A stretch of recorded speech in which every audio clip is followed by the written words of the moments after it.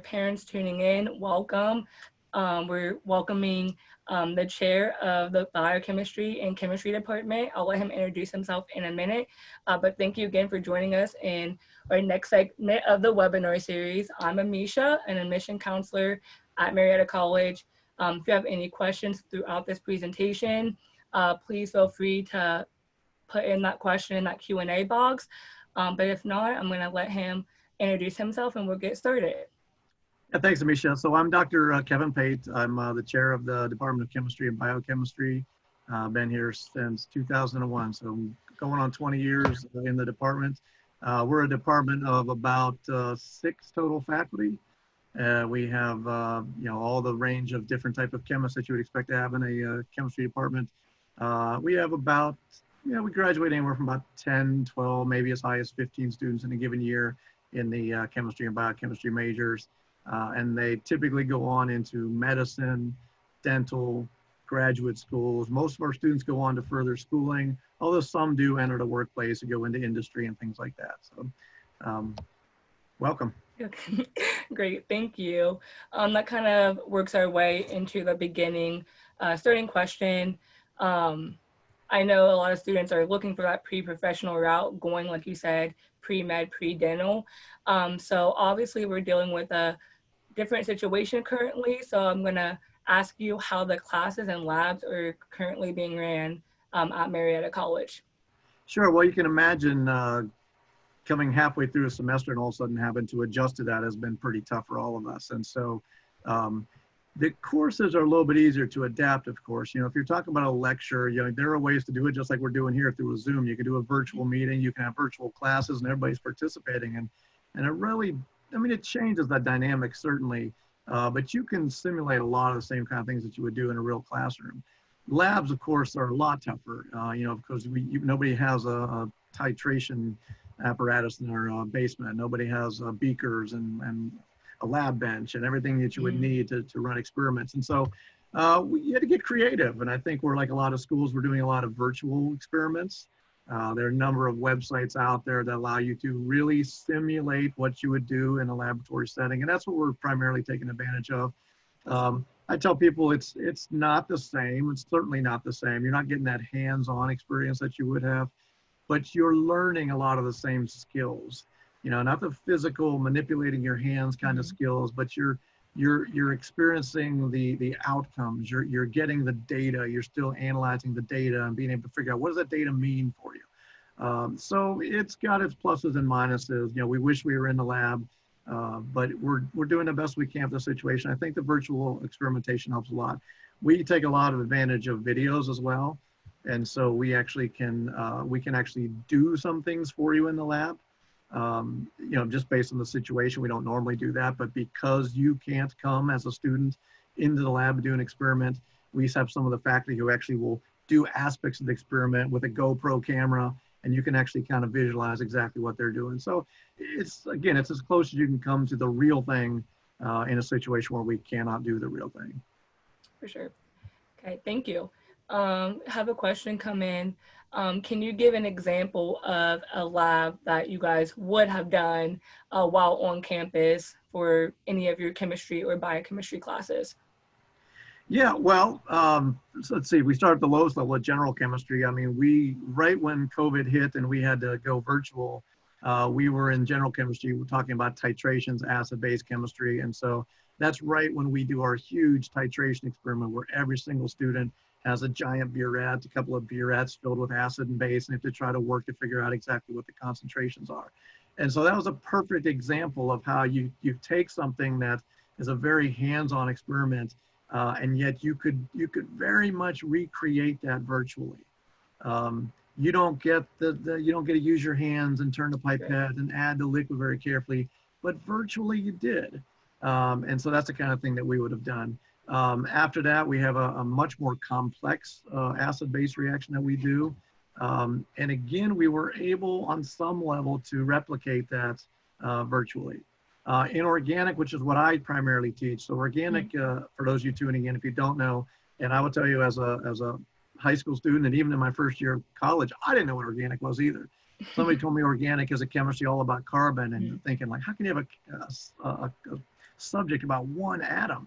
I mean, it didn't make any sense to me until I learned what it was. And organic, you might have heard, is the chemistry of life. Well, everything's carbon based. And so what we do as organic chemists mostly is we create new things. We synthesize molecules, brand new molecules that may never have been created before, or you synthesize a lot of stuff in a teaching lab that is known, and then you study those compounds. And so that, of course, you can't do virtually, and yet there are ways to kind of fake it, kind of pretend it. You know, you can have a virtual experiment where you make something, and even though you didn't, you can still analyze that same compound. So those are a couple of examples, and obviously we have every type of chemistry you can imagine, biochemistry, they get into a lot of different cellular kind of studies and peptides and proteins and all kinds of exciting stuff. You know, the physical chemistry side of things, there's a lot of math, a lot of cool stuff, laser chemistry and all kinds of things. And then our inorganic chemistry is a lot of metal-based stuff, so you get a lot of cool colors and crystals and things like that. So, you know, if it's chemistry, we've got it. And I think our students enjoy that aspect. It's great. I'm learning a lot even from this so far, so that's awesome too. Kind of segueing into that, I know you mentioned obviously all the different routes you can take. So the next question is kind of working into the different type of internships and field experiences that students can get. Obviously, you don't have to talk about all of them because I know we have a lot of students going in different routes, but maybe just kind of summarize a couple different opportunities that students have. Yeah, I mean, you could pretty much about anything you'd imagine our students have done at one point or another. It doesn't mean that every student is going to do this kind of a thing, but you know, we've had students do industrial internships, some that have led directly into jobs right out of college. We had a student who graduated just this past year who picked up his internship, I want to say either the end of his junior year, early in his senior year, and boom, that became a full-time job just a few miles down the road from here. We have other students who've done similar kind of things like that. I have a close friend actually who was a chemical engineer, and he hired one of our students one time as an intern. And I think that student spent 2 or 3 years with them. Even after graduation, he spent another year before going on to a master's program. So we've got that aspect of things. I'd say probably the most popular thing that our students do is what are called REUs, Research Experience for Undergraduates. And those are summer programs at big universities. This year, they've all been canceled, as you might imagine. Right. But of course, that's typically what our students would be applying to. They're very competitive, and yet we've had a lot of success in placing students, you know, around the general area as well as across the country in these REU programs. You know, as far as the way I can think of, we had a student go to Montana a few years ago to work on the raptors. And so, you know, she's doing stuff with owls and stuff like that. She's in vet school now, and this experience she had was a huge lead into that. But we've had students go all kinds of different places. One of the most exciting ones maybe right now is we have an agreement with Johns Hopkins University, you know, prestigious medical school. And so we get to select essentially our top student each year who's going into either medicine or graduate school in chemistry. And they've got a full paid internship for 10 weeks at Johns Hopkins University. So all you gotta do is be the best here. You know, there's 10 students in your class, and if you're identified as the top one and you are in the right area as well, because again, it has to be medicine or graduate school, I mean, you got this guaranteed opportunity almost. And so we're really excited about that one. We have summer internships here on campus. We have what's called the Investigative Studies program. And we probably had 1 to 2 students every year and after the last 5 to 6 years. And that's a 6-week experience the students do. And then on top of that, our own department, we fund another one that's more like a 4-week experience that has slightly less, I don't want to say it, the investigative studies is very competitive. And so if you don't quite make that cut, there's an opportunity, even as long as you're still a pretty good student and interested in research, you can do that. So I'm probably going to talk more about research later, but those are some of the internship type of things I would probably talk about. Yeah, no, that's great. And I think that's obviously a main concern. Students want to have a paid internship, which we know sometimes isn't always the case. So it's good to hear that we have options for our students, whether it's staying on campus and getting internship experience there, or Johns Hopkins, which obviously very, very competitive school. So that's definitely a great example there. So thank you for that. The next question that we actually have, I know we just have a student enter, so welcome. I want to add in, if you have a question, please add that into the Q&A box at the bottom. If not, we're going to keep on moving along. So that next question is, you kind of hit on with different jobs and field experience. So can you talk about a little bit maybe why you think this major is really good major on campus, or what makes it different from other majors on campus? Yeah, that's a tough one. It's a good question, but kind of a tough one. I think one thing that we do really well, actually a couple of things. So we'll go with the business side of things first. So I Mhm. think one of the things that we really do is we have a lot of different styles of teaching in the department. Mhm. And so we have things anywhere from people, it's not just straight you go in there and listen to a lecture like you might think. Mhm. I do what's called flipped classrooms. And so I was actually more prepared for this COVID thing than anybody, because I already do videos. I do video presentations, Mhm. and my students actually get their lecture notes on video. They do it on their own time. And then when we meet physically in a classroom and not in a non-COVID type of world, um, all we do is we work together. So the students are sitting there working on problems. Instead of listening to me drone on and on, they're actually doing the work in Mhm. class. I'm looking over their shoulders. We have student assistants that help me as well. And so it's all give and take. It's all the students working problems, putting up their hand because they need a question answered, us looking over their shoulders and saying, hey, you're doing this wrong. Here's what you need to be thinking about. Mhm. So that's one thing I do. We have faculty in our department who do case studies. And so a lot, again, it's not just like, here's your textbook and we're going to teach it to you. It's like, let's put this in the context of something important. We have one of our faculty members, a biochemist, who's developed a number of biochemistry games, believe it or not. And so like she's Wow. trying to get these things published. And so again, like a lot of different styles we have. We got lots of opportunities for students to do things like lab assisting. I've already mentioned like teaching assistant in my class. Um, I run help sessions, which are all student-led help sessions. And so again, there's another opportunity. These are things that as a student, you don't necessarily think about. I Mhm. know I didn't. Going into college was like, I don't know, it's just an extension of high school. And all I did in high school was sit in my classroom and listen to Yep. my teacher. And, and you're supposed to learn, right? And I didn't know any better than that. And then as you get involved in a department, you start thinking, what's the best way to reach students, the best way to help them? And it's to get them involved beyond just listening. And so we like to do that. Um, Another thing that separates us, I think, in a big way is, and I think separates us on campus, but also from other campuses, is research. Mhm. We're a small school, and yet we provide research opportunities for students immediately. So as a freshman, you can walk in and become part of a research lab and spend your next 3 to 4 years doing research. My group right now is about 6 students. And so if you imagine that we have 5 active faculty doing research, and let's say on average we probably have 4 students per, so you're talking about Mhm. probably somewhere around 20 of our students who are actively doing research for a good portion of their careers. And that leads into things like we've had students publish in scientific journals. We certainly have had students present at various things, including national meetings constantly. For the last 10 years, I'd say we've probably gone to 7 or 8 national conferences with our students where they have gone and presented their research to an international audience. People from across the world come to these things. It's the American Chemical Society. It's the biggest scientific community there is. And we take our students to these trips. We've been to San Francisco, San Diego, Denver, New Oh, Orleans, wow. Orlando. Um, I'm missing others that we've been to recently. We were supposed to go to Philadelphia this summer or this spring, Mhm. and that got canceled. And that's basically a free trip, by the way, because we have so many different sources of funding here on campus and in our own department that if the students put the work into it, they can look Mhm. forward to down the road taking this awesome trip, getting noticed by somebody outside of our department as they do presentations, and having the whole thing basically covered for them. So. That's awesome that you guys have the funding. So is that just like grants and scholarships within the Yeah, department then?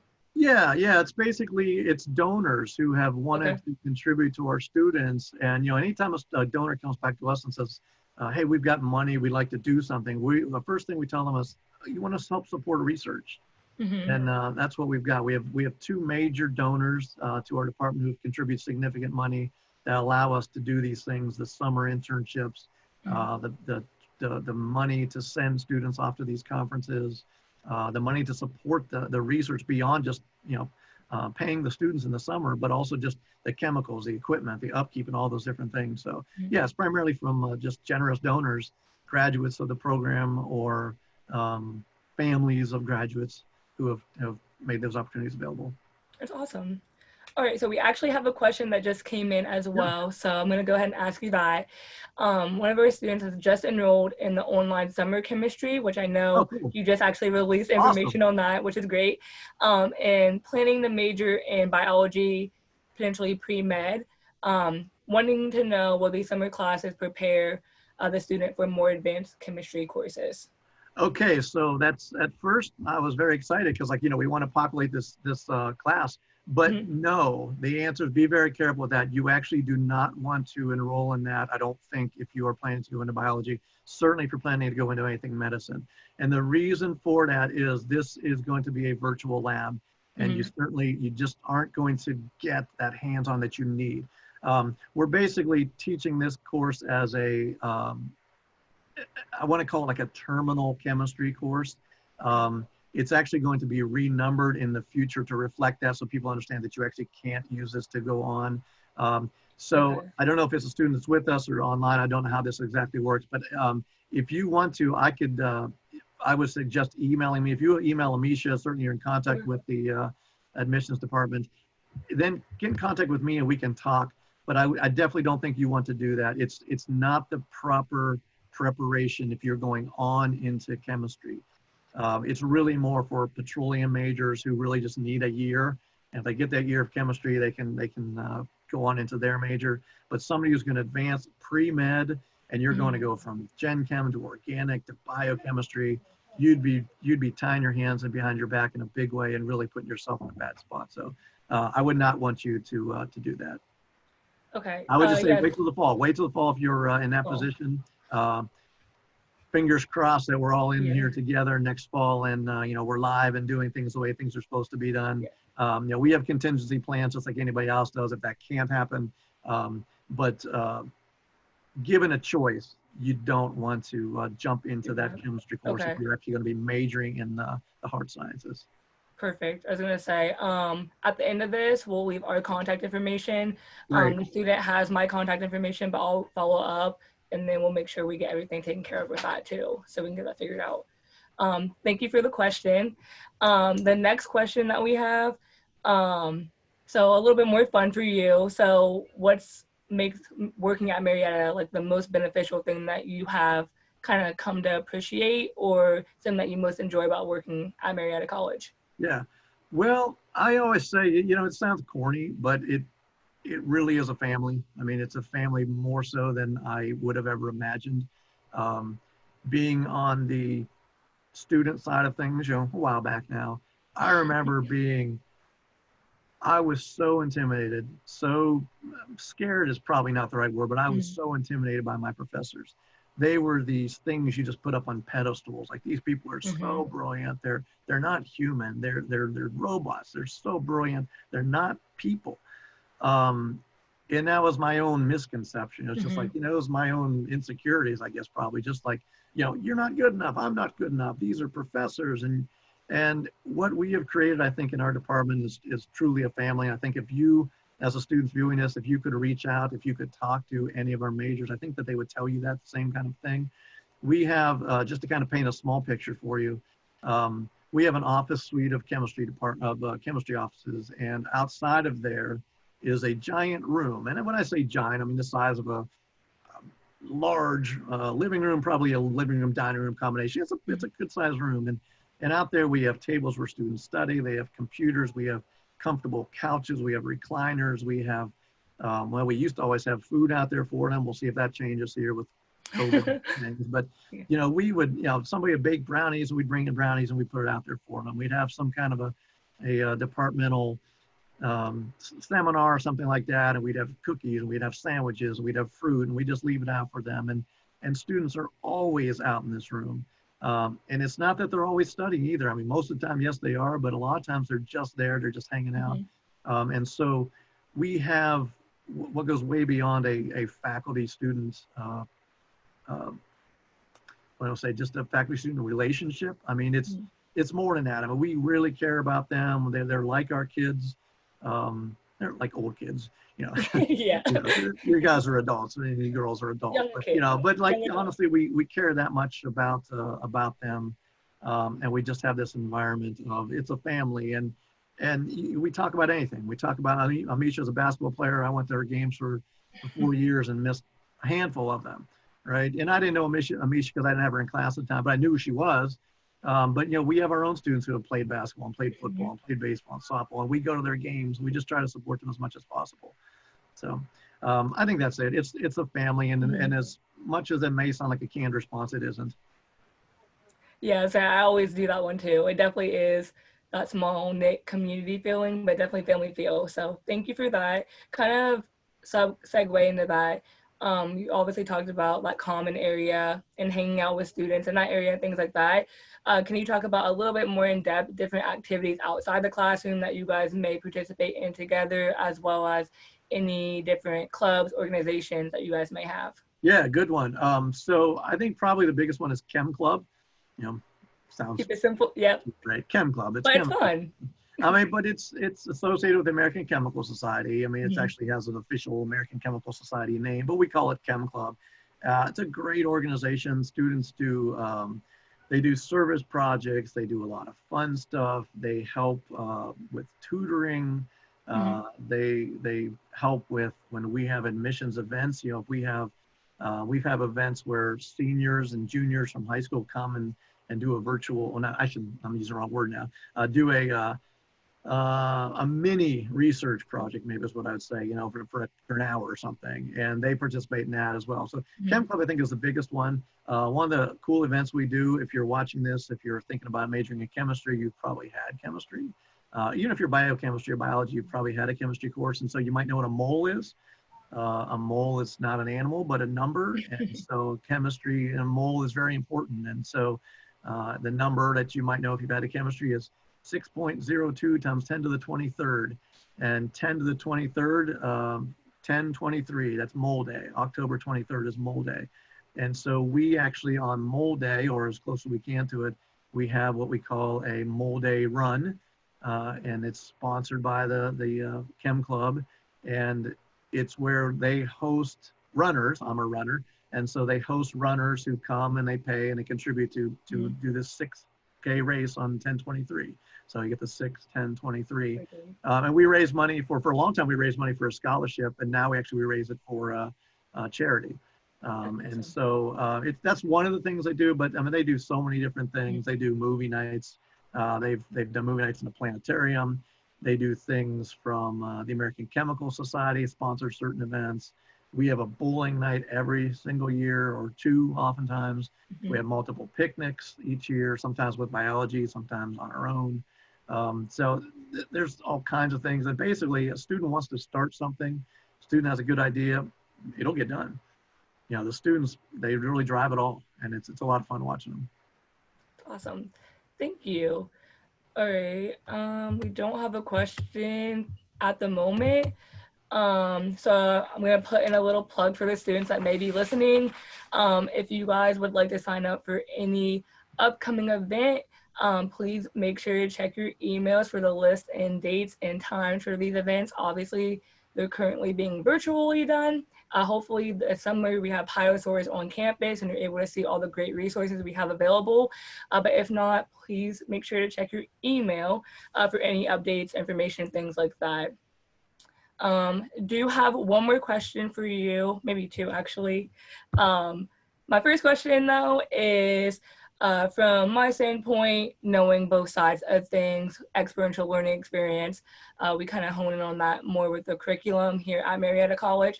So if you could talk about a little bit more about maybe research, capstone presentations. I know some of our students probably have no idea what that is or what it may look like.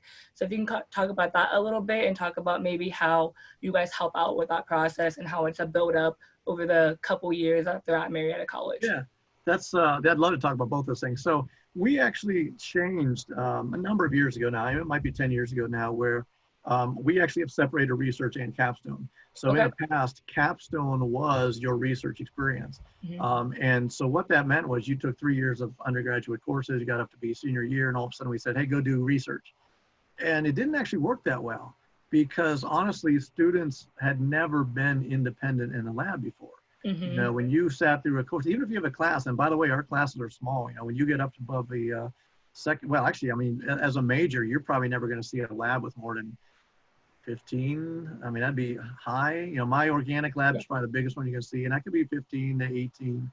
But you're going to see courses where you have 5 people in the lab, 6 people, 3 people. I mean, it's really intimate. But even then, even with those small numbers, you're never truly independent in a course because, you know, for a course lab or for a lab course, you really have to have a pretty well-defined plan and a pretty well-defined experiment. You pretty much Mm-hmm. need to follow these things to get you the answer that we want you to get so that you can understand whatever it is that we're trying to do. Whereas research, my gosh, you don't know what's going to happen. I mean, it's all about research is doing something that's never been done before, and you don't know what the outcome is going to be. And so when we realized after a while that just turning people loose and saying, go do research, even with guidance from us, you know, it was hard. They just didn't have that experience. So we decided to separate the two. And so now we have a pure research experience. And as I was explaining a little bit earlier, we have research teams. I call it my team. Um, and so I have at least I have 6 people right now. 2 of them are graduating seniors. 2 of them will be juniors and 2 of them will be sophomores next year. Um, and so they help to train each other. You know, my seniors now, I don't need to help them at all. They've been doing it for Yeah. 3 years, and they run it in a sense, and they train the new ones, and the new ones get good, and then they train the new ones, and so that's how it's supposed to work. So they can get multiple years of experience. That also helps them, by the way, when they're applying to these research experiences, when they're applying to med schools, grad schools, dental schools, any of those things you're applying to, even jobs. And you can go and talk not about the classes I took and the grades I got, but these independent experiences that you had that set you apart. And so we have students who are not doing a year anymore. They're doing 3 or 4 years of research. So our capstone is a separate thing. A capstone, by the way, is something you do. It's a culminating experience that takes place in your senior year. And so our experience now is actually separated from the research, and it's really about literature, chemical literature, learning how to read that and analyze it and do critical thinking. And so we start that actually the end of your junior year, and then all throughout the senior year, your fall semester, we are just waist deep in journal articles, hard stuff that's even difficult for the faculty to understand, and we work through it together. And then by the time you get to, one of the exciting things is by the time you get to right now, the spring semester, you do an independent research proposal, something I never did as an undergraduate, and something you had to do as I went to graduate school. And I was unprepared because I had never had to do that. And our students get that experience, again, working very closely with one of us, but they get that experience of everything that goes into a proposal. How do you put together a proposal, the ideas and the funding and everything that goes into that? And so that's something that we try to work with them. It's many, of course. I mean, you can only do so much in a semester, but it's a really cool experience. And so our research capstone have been separated, but both of them serve really important purposes. All right, kind of a follow-up question to that, and I think this will be our last one due to time. But obviously, like you said, they're different, research and capstone. Can you talk about a little bit of the different types of projects your students are working on? Obviously, there's tons of research that can still be done. Yeah. Is there different areas that they like to focus on, and how they kind of vary between the capstone and research? Obviously, research is going to be more in depth, capstone not so much time. So if you want to just talk about maybe 1 or 2 examples of that. Yeah, I do. That's a great question. If you give me a chance at the end, I want to mention one other thing I think is really important for Yeah. people to know about. So in terms of the research, so there are basically, like I said, 5 of us who are doing significant research. I'm an organic chemist. I've kind of already explained to you what that is. You know, so we are in the business of making molecules. And so without going into the gory detail of what kind of molecules we're making, let's just say that we're working with compounds that are in a lot of cosmetics. They're called parabens, and you probably have actually heard of them. And so my group can take these known compounds and we can actually modify them slightly. We can change the atomic nature of them. We can change the size or the shape or this or that. And so that's what we do. And so we do that kind of thing. We do all the purification and we do what's called characterizing them, basically proving what they are through a lot of instrumental techniques. But then we actually collaborate with a biochemist, and her group does the cellular studies on these things and looks at things associated with cancer, because parabens are thought to be linked to potential cancer. But that also provides benefits because sometimes things that have some cancer causing capacity can also mean they can be used to fight cancer, believe it or not. Something that as a, as a growing chemist, I didn't understand those kind of ideas, but the more you learn, a lot of times things that are bad can actually be turned into something good. And so our groups work close together. My group synthesizes them and we literally hand them to this other group to do the work with. So that's us. We have our physical chemist does a lot of really cool stuff with laser chemistry. And she's also done some cool forensic things where she is looking at the chemical components of fingerprints. So not what your fingerprints look like, but literally what kind of compounds are in your fingerprints and how they're distinct between different people. Our inorganic chemist, he does a lot with magnetism. And so he's doing a lot of trying to create compounds and look at their magnetic properties. And then our other kind of a blend organic, she's an organic chemist, but she has a lot of biochemical experience. And she does a lot of research with in kind of the illicit drug kind of world where scanning for things like, she did a lot of work in the past with marijuana, but now with the opioid crisis, she's moving in that direction and looking at things like that. So how you can study these kind of compounds. So that's the I think the 5 areas that we're. So is that faculty or the students helping kind of? Oh, no, those students, these are student projects. Yeah, I'm glad you clarified that. These are absolutely student projects. We're the heads of them, but the students are the ones doing the work. And certainly, we're in there sometimes helping them, but it is, I can tell you from my personal experience that 95% of the work in my lab is done by students. It's awesome. And I think I don't think it's different for other faculty. I'm saying it's student work for sure. Before, like I said, I did want to mention one other thing because I didn't want to forget this one. So one thing that we're really excited about, and it's got interrupted here by the COVID thing, but we just, this spring was our first ever class. It was called a health coaching, a health coach. And so these are students who actually work closely with doctors, nurses, anything you can think of related to hospitals. They actually are in a class where they're learning about all kinds of different things, and then they will go and they will work as health coaches for individuals who have kind of perennially been using the hospital. Like if you're in there every 3rd day because you have diabetes or you have heart problems or you have whatever that might be, you put a big burden on the health system. And so this thing called health coaches was developed. There are only about 50. Round number, about 50 in the entire country, 50 of these programs, and only about 5 in the state of Ohio. I believe we are the 5th one. And so when you talk about places that can set you apart, this is only our first time. We started it and COVID hit. And so, it's a little bit up in the air what's going to happen, but our plan is to continue this. We have a new group that's starting in the fall. But what we've been told by the few schools that do have this is that when their students go and apply to med schools and graduate schools and stuff like that, literally this is the only thing that their interviewers want to talk about because it's such a distinct experience. It sets them so far apart. It's not just the experience, it's problem solving. If I'm your patient, Amisha, and I won't take my medicine and you have to get creative and figure out how you're going to talk me into that, or I won't exercise. You have to get creative. You have to be a problem solver. And that's why it's so exciting because these medical schools and graduate schools and dental and vet, whatever it is you're looking to get into, they're going to ask you not, tell me about the A you got in biochemistry. They're going to tell me, wow, this thing sounds really cool. Tell me about your experience as a health coach. What kind of things did you have to deal with? How did you solve problems? It's a game changer, something really exciting. And so if you're considering, different schools, this is such an awesome opportunity. And you can start that as a sophomore. So once you get to your sophomore year, you're eligible to get going on that. And we think it's going to be really exciting and helpful for our students. Yeah, no, that's really awesome. That was actually going to be my follow-up question if there was a timeline for that. So obviously you might have to have a couple prereqs before you get into that. And you said, are they working with Marietta Memorial or That's are they right. different? Okay. Yep, Marietta Memorial Hospital, for those you don't know, is literally about a mile down the road from the college. And as I said, this class is taught by anyone you can think of, with psychologists, doctors, nurses, anything. And then you are literally paired up, and I wasn't really joking when I said like Amisha could literally be my health coach, because it'd be somebody in the community who just needs that constant encouragement and new ideas and somebody watching over them. That's how it works. You'd have a one-on-one kind of relationship with somebody. You'd be assigned somebody.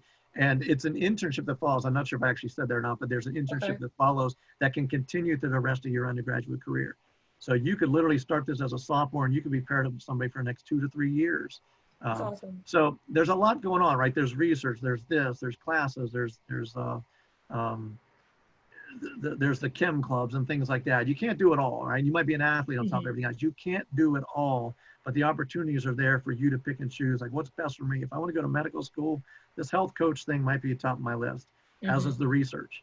You know, if I just wanted to go to graduate school, I probably don't want to do the health coach thing, but maybe I want to do the research thing. So it's kind of, you can kind of tailor it to yourself, and so many opportunities for you to do something way beyond sit in a classroom like I thought I was getting when I went to college. Great. I was going to say thank you so much. Definitely a lot of great information I'm even learning today. So for all the students out there listening, obviously you want to go to a school that's a good fit for you, perfect fit, hopefully. But also it's about those experiences that you can, come into. So obviously talking to Dr. Pate, we're able to see all the great opportunities you have at Marietta College, not only just in his department, but across campus. But if you're thinking about pre-professional programs, I recommend definitely sitting down and talking with Dr. Pate once if we get to campus, or if you want to get our contact information, I'm going to leave my email here in a second. And if you would like to as well, provide your email, or if not, I'll follow up with the students and we can kind of go from there. Before I end this, do we have any other questions from students? While we wait, let me point something out too, because I want to Yeah. make sure it's clear for students. If you're interested in pre-health, we certainly can get you there. But there's also the biology department, the health science department. It's Mhm. a separate department. But I always tell students, when you come to Marietta, if you are thinking about medicine, Mhm. PA, dental, vet, anything that's in that medical field, your first couple of years is going to be the exact same experience, whether you are a chemistry major, or Mhm. biochemistry, biology, health science. You don't have to come in knowing.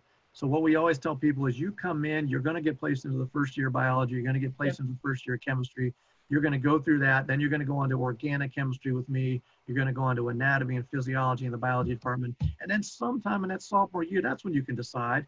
If you like the chemistry better, you go there. If you like the Mhm. biology, you go there. If you kind of like the middle, you go to biochemistry. It's whatever your interests are. You do not have to tie yourself into a corner right now and say, I'm a definite chemistry or biology major. Just come in and experience it and find out where your interest really lies. Any of our programs are going to get you where you need to go. Okay, so it's about what fits best for you. Yeah, that's a really good point to bring up because I know a lot of students may feel a little bit of pressure or feel like they're definitely declared on pre-med or pre-OTPT, and you might take a class, organic chemistry per se, or some other class that you just fall in love with and feel very passionate about, and it may kind of change your direction. So definitely come in with an open mind. Kind of how he mentioned, there's a ton of different classes that you can take at Marietta College that can get you in the direction that you want to be. So definitely come in with an open mind with that. But thank you. I don't think we have any other questions.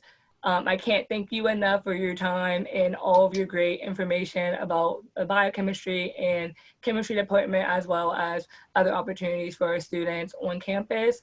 Like I said, I'll give my email. It is lowercase amh011 at marietta.edu. Hopefully you guys all know how to spell Marietta. If not, it's Marietta. Dr. Pate, thank you for your time. I don't know if you want to give your email out to everybody or not today, but Yeah, I don't mind. Yeah, sure, because I'd okay. rather have you email me and get information that you need. But Yeah. you can always go through Amisha or anybody in records. But mine is just Pate K, so PATEK at marietta.edu. I'd be happy to answer questions anytime. Sometimes you have to watch this and think back later and go, I wish I'd asked that question. So just Mhm. drop me an email. I'm always happy to answer the questions. Great. Thank you Thank for having you. me, Amisha. I really appreciate it. Yep, not a problem. Take care.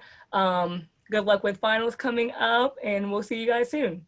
Sounds good. Thank you. All right, see you later.